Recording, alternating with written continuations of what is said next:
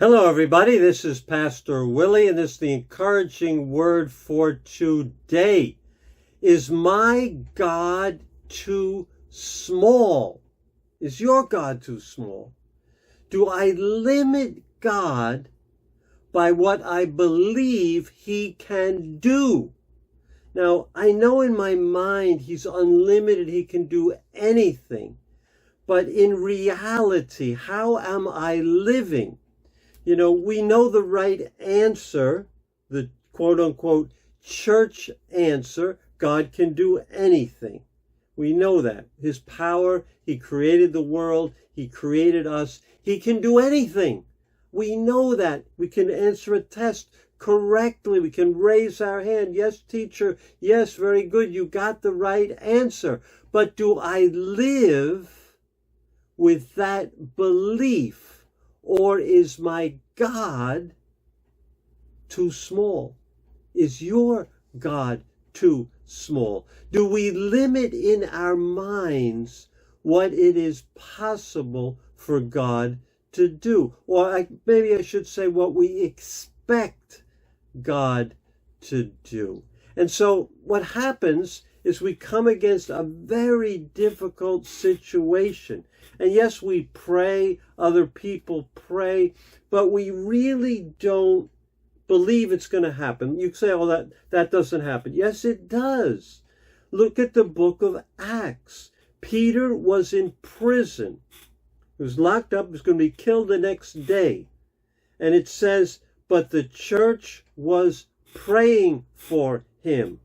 So they're praying for him. And then during the night, we know he's miraculously taken out of the prison by an angel, opens the doors, etc. You probably know the story. There's a knock at the door where they're praying. And the servant girl goes to the door, looks, I don't know if they had a peephole or opened the door, and it's Peter. She closes the door again. She's shocked. Goes back and tells the people, Peter is at the door. They don't believe it. They've been praying for that, but they don't believe he's really there. Oh, it must be his angel who's there. There's no such thing. I don't have an angel. You don't have an angel. Peter doesn't have an angel that looks like him that's going to come to the door. So why did they say that? Because they knew God could do anything. They were praying for God to do it, but deep inside, they didn't really expect it to happen. Do you understand what I'm saying?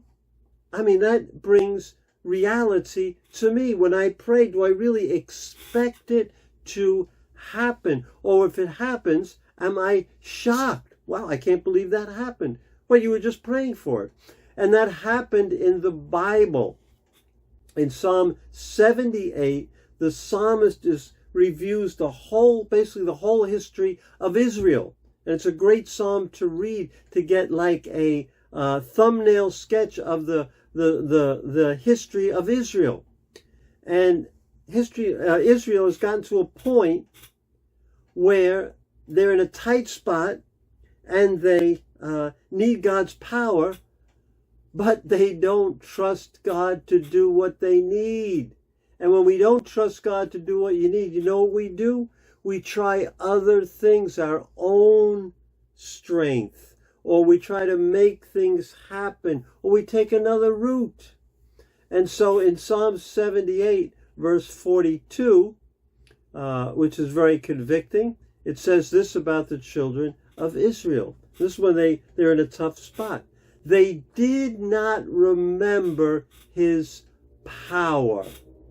They did not remember his power. So in that tough spot, whatever that spot is, they did not remember his power. And they figured, we got to figure this out ourselves. We got to do what's right in our own eyes. We can't trust God. And it's kind of an indictment of them, but also an indictment of us. When we get in that difficult situation, that bad diagnosis, that our child is in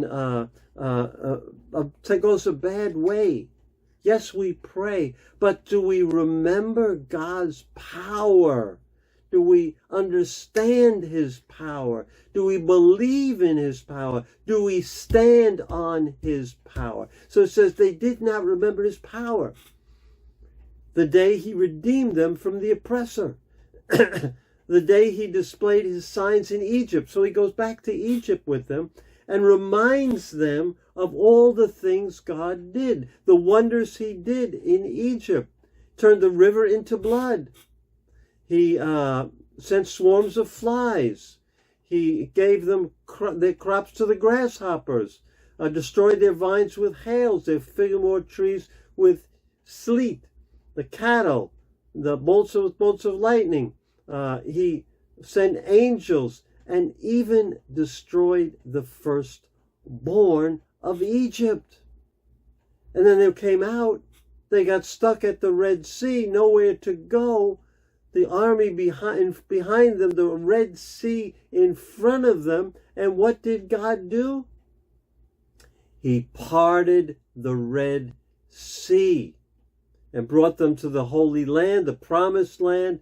He drove out the nations before them, and he gave them that land for their home. God's power was incredible in history. And that same power was available for the Israelites when they doubted God's power. And that same power is available today for you and me. So my application for this devotional for today is, God, help me to remember your power, not just intellectually, not just so I can do a devotional, but when I get into that situation, God, help me to remember you have the power to part the Red Sea and let your people walk through in dry land. And you certainly have the power to do what concerns me today. So remember that, meditate on that, and ask God to give you the faith to believe in his power for your situation. God bless you, and I will see you tomorrow.